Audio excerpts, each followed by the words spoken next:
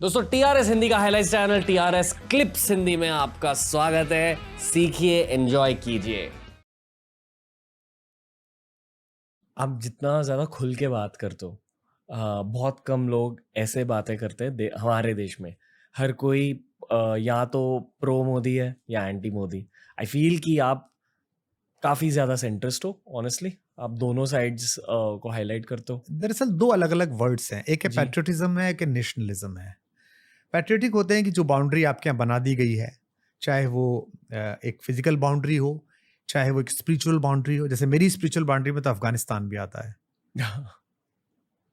मैं अभी एक जगह लंदन में खाना खा रहा था, वहाँ अफगान कुछ दोस्त थे, उन्होंने मुझे देखा और वो अरे बिरादर, हमने आपको देखा कपिल शर्मा के शो में और आप बहुत बढ़िया शायरी करते हो, और वो बुजुर्ग भी आपके साथ थे। दे रिमेंबर राहत भाई and I hug them. And हमने उनसे अफगानिस्तान का पाणिनी, गांधारी, मेरी माँ जहाँ से आई हैं, क्या रिलेशन हमारा अफगानिस्तान से रहा है।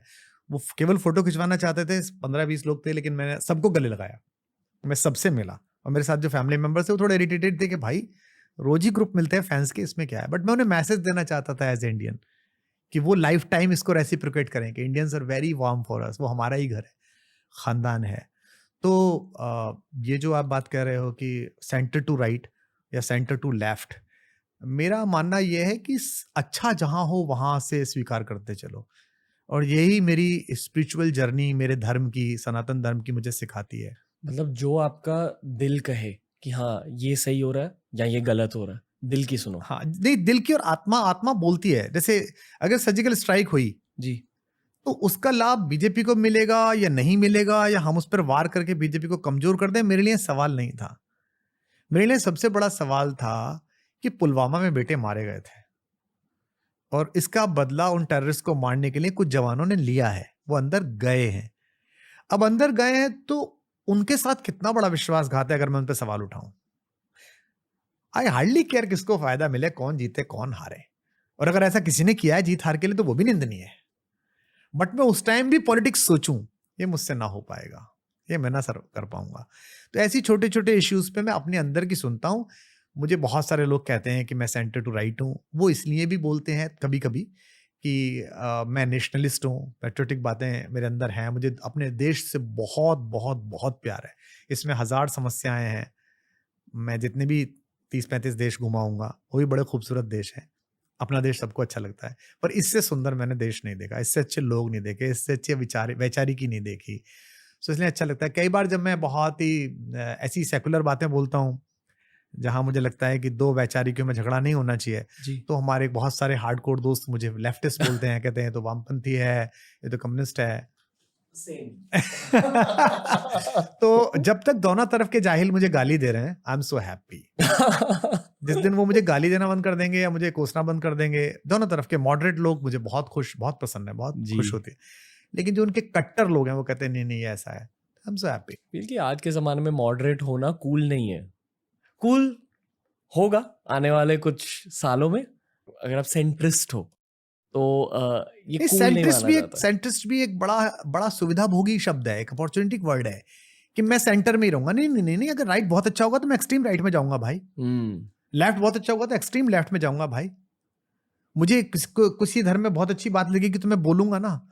मुझे लगती है इस्लाम में ये बात अच्छी कि वो उनकी मस्जिद में ये नहीं देखते कि ये बिल्डर खड़ा हुआ है, कि ये बिल्डर के यहाँ काम करने वाला नौकर खड़ा हुआ है। अल्लामा इकबाल का शेर है कि एक ही सफ में खड़े हो गए महमूदो अयाज, ना कोई बंदा रहा और ना कोई बंदा नवाज। मुझे हर्ट करती है ये बात कि हमारे मंदिरों में बहुत सारे में जगह ऐसी व्यवस्था है कि भाई इतने वाली लाइन अलग है और इतने वाली लाइन अलग है। मुझे खुद दर्शन के लिए प्रशासन वीवीआईपी से ले जाता है, मुझे खुद घृणा होती है खुद से। मैं अपने अंदर ग्लानि से बढ़ जाता हूँ उस भीड़ को देखते हुए। उस भीड़ में लगी हुई एक महिला को देख के मेरी माँ मुझे याद आती कि मेरी माँ भी ऐसी लगती होगी अगर मैं फोन ना करूं या मैं किसी को ना भेजूं।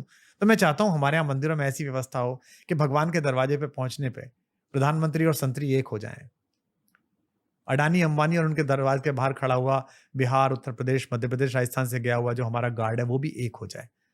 सो मुझे बोल देना चाहिए इसमें मैं प्रो इस्लाम कैसे हो गया, मैं एंटी हिंदू कैसे हो गया। और अगर मेरे यहाँ मुझे कुछ लगता है कि मेरे धर्म में कोई सवाल करो कोई दिक्कत नहीं है, मेरे यहाँ ये प्रॉब्लम नहीं है कि तुमने सवाल कैसे कर दिया, गर्दन काट दूंगा तुम्हारी। तो मैं कहता हूं उनसे भी कि भाई तुम भी शुरू करो, सवाल तो एक दिन लेने ही पड़ेंगे, सवाल से कब तक बचोगे आप।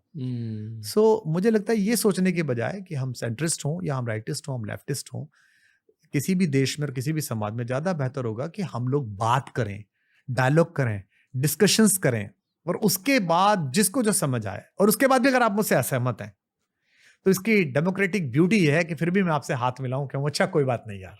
शायद इसलिए पॉडकास्ट की ज़रूरत है। इसके लिए पॉडकास्ट की जरूरत है, बातचीतों की जरूरत है, और मैं तो कहता हूं कुछ दिन बाद पॉडकास्ट भी 2-3 लोगों को लेके होने चाहिए, हाँ जी, डिबेट्स होने जिनमें चाहिए। एक मॉडरेटर इतना तटस्थ हो कि वो दोनों को मौका देता रहे। अभी जो डिबेट्स हो रही हैं वो तो बड़ी अजीब खराब हो रही हैं टीवी पर जो हो रही हैं, लेकिन एक संवाद, भारत शब्द का मतलब ये है, भा मतलब प्रकाश, भा मतलब ज्ञान, और रत माने लगे रहना, जो ज्ञान की खोज में लगातार लगा रहेगा, तो उसको करना ही पड़ेगा। ओके, ये वीडियो से आपने कुछ सीखा ना? बाकी के वीडियोस भी देखिए, बहुत तगड़े वीडियोस होते हैं TRS क्लिप्स हिंदी पर। आपको बस चैनल को एक्सप्लोर करना है, ये वाली प्लेलिस्ट देख लीजिए, आपके लिए बनाएंगे दोस्त।